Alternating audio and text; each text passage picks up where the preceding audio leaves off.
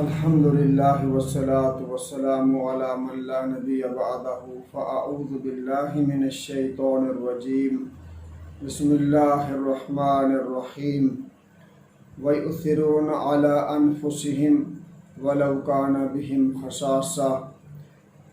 وقال اللہ تبارک وتعالی لا تحزن ان اللہ معنا۔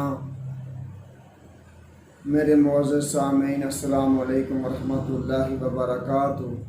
قرآن پاک کی 2 آیات کے ٹکڑے میں نے آپ لوگوں کے سامنے تلاوت کیے ہیں۔ ایک میں اللہ فرما رہے ہیں کہ وَيُؤْثِرُونَ عَلَىٰ أَنفُسِهِمْ وَلَوْ كَانَ بِهِمْ خَصَاصَةٌ، اپنے آپ کو فدا کرتے ہیں، ترجیح دیتے ہیں اپنے آپ پر دوسروں کو، بھلے خود اس چیز کے محتاج ہوں۔ اور دوسری آیت کا جو ترجمہ ہے وہ یہ ہے کہ فکر نہ کر، لا تحزن، یعنی کہ نہ غم کھا، نہ فکر کر، ان اللہ معنا، کہ بے شک اللہ پاک ہم دونوں کے ساتھ ہیں۔ تو ان دونوں ایک آیت کا تو جو ہے سیدھا تعلق جو ہے وہ حضرت ابو بکر صدیق رضی اللہ عنہ سے ہے، اور یہ اس وقت کی بات ہے۔ اس آیت میں اس بات کا ذکر ہے کہ جب غار میں حضور صلی اللہ علیہ وسلم کے ساتھ ابو بکر صدیق تھے، تو اللہ کے نبی نے کہا تھا کہ لا تحزن ان اللہ معنا، کہ اے ابو بکر صدیق تو غم نہ کر، غم زدہ نہ ہو، فکر نہ کر، بے شک اللہ ہم دونوں کے ساتھ ہے۔ وَيُؤْثِرُونَ عَلَىٰ أَنفُسِهِمْ وَلَوْ كَانَ بِهِمْ خَصَاصَةٌ، ترجیح دیتے ہیں، اپنے آپ پر قربان کرتے ہیں، اپنے آپ کو دوسروں پر، بے شک خود اس کے محتاج ہوں یا خود اس چیز کے چاہنے والے یا اس کے مشتاق ہوں۔ تو صاحبو، آپ سبھی جانتے ہو کہ حضرت ابو بکر صدیق رضی اللہ عنہ کے اسلام لانے کے ساتھ ساتھ جب تک زندہ رہے اور حضور علیہ السلام کے ساتھ رہے، تو کیا کچھ نہیں تھا جو حضور علیہ السلام پر حضرت ابو بکر صدیق رضی اللہ عنہ نے فدا نہیں کر دیا تھا۔ کون سی ایسی تکلیف جو اسلام میں حضور علیہ السلام کو پیش آئی اور ابو بکر صدیق رضی اللہ عنہ نے اس میں اپنا حصہ نہ بٹایا، یا اس تکلیف کو اپنی تکلیف نہ سمجھا، یا اس تکلیف کا حضرت ابو بکر صدیق رضی اللہ عنہ حصہ نہ بنے ہوئے ہوں۔ جب اتنی تکلیفیں حضور علیہ السلام کے ساتھ سہیں اور حضور علیہ السلام پر اپنی جان و مال قربان کیا، اور ایک دن ایسے ہی بیٹھے ہوئے تھے، ایسے ہی، یہاں تک کہ جو قمیض کے بٹن تھے وہ آپ نے کانٹے لگا کے تو اپنے کرتے کو جو ہے وہ جیسے کہ بٹن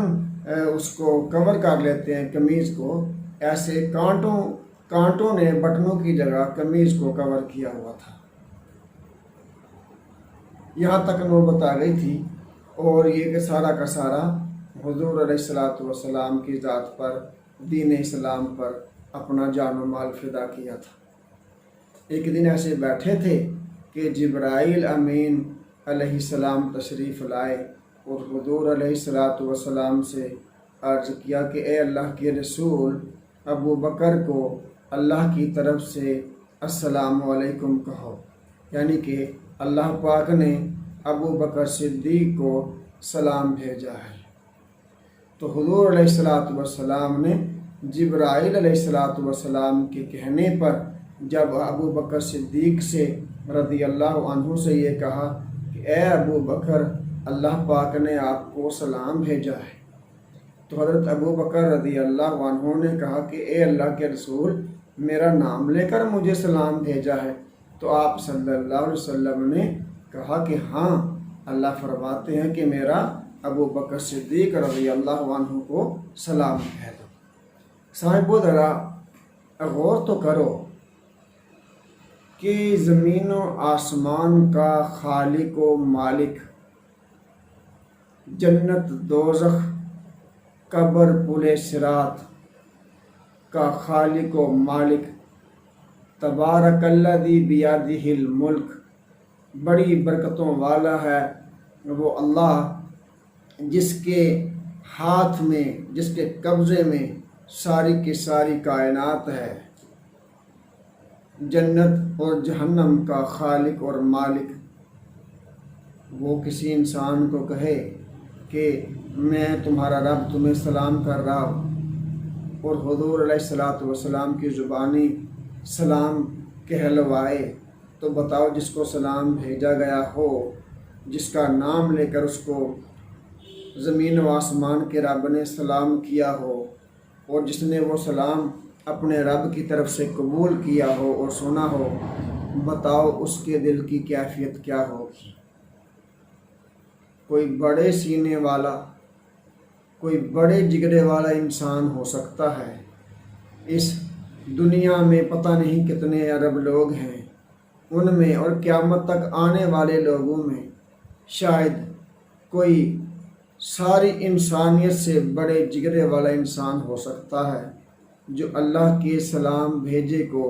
جو ہے وہ ہضم کر سکے، اس کا سینہ اس کو سہ سکے کہ اللہ نے نام لے کر سلام بھیجا ہو۔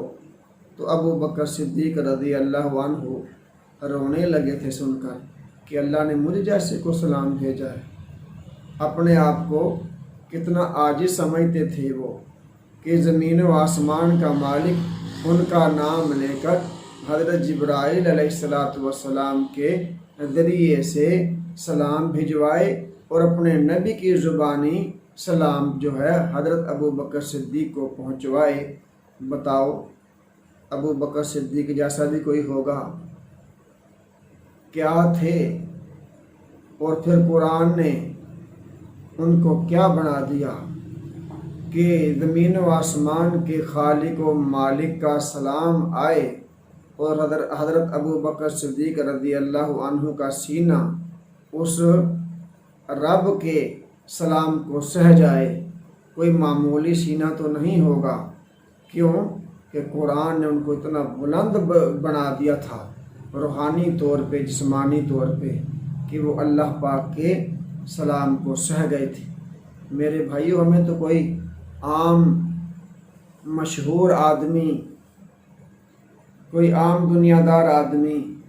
ہمیں سلام بھجوا دے یا ہمارا نام لے لے تو ہمارے حواس اڑ جاتے ہیں۔ ہم تو اتنے چھوٹے سے کیا ہے کہ چھوٹے سے پیالے کی طرح کے دل رکھنے والے ہیں۔ یہ ابو بکر صدیق رضی اللہ عنہ کا اتنا بڑا کشادہ دل تھا کہ اللہ کے سلام کو جھیل گیا۔ ہمیں اللہ پاک اپنے نبی علیہ السلام اور ان کے اصحاب کی اتباع کرنے کی توفیق عطا فرمائے کہ یہ زمین و آسمان کے مالک لوگ ہیں، جنت کے وارث لوگ ہیں۔ قرآن میں کئی جگہوں سے بتایا جا سکتا ہے کہ اس زمین و آسمان کا مالک اللہ ہے، یا پھر اس کے نیک بندے ہیں۔ اصحاب النبی سے زیادہ کوئی نیک قیامت تک اللہ پیدا نہیں کرے گا، یہ بھی اللہ ہی کا ارشاد ہے۔ تو کم از کم ہم ان کے راستے پہ چل کے تو عام لوگوں سے تو متمیز ہو سکتے ہیں۔ اللہ ہمیں ابو بکر صدیق رضی اللہ عنہ کے حالات کو بار بار پڑھنے کی توفیق عطا فرمائے، اور حضور علیہ السلام کی زندگی کو اوڑھنا بچھونا اور ان کی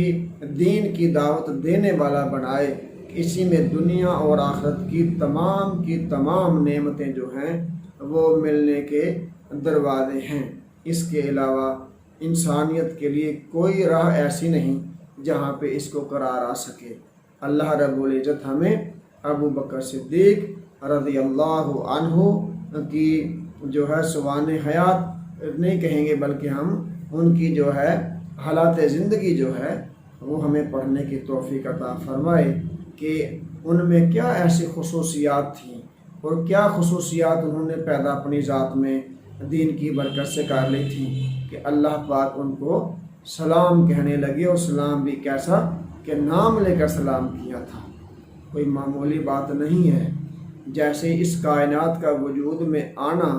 ایک انوکھا معاملہ ہے، اسی طرح اس کائنات میں ایک انسان کو اللہ پاک نام لے کر سلام کرے، یہ بھی ایک بہت بڑا عجیب واقعہ ہے۔ اللہ ہمیں اس واقعہ سے سبق سیکھنے کی توفیق عطا فرمائے۔ جزاک اللہ خیر۔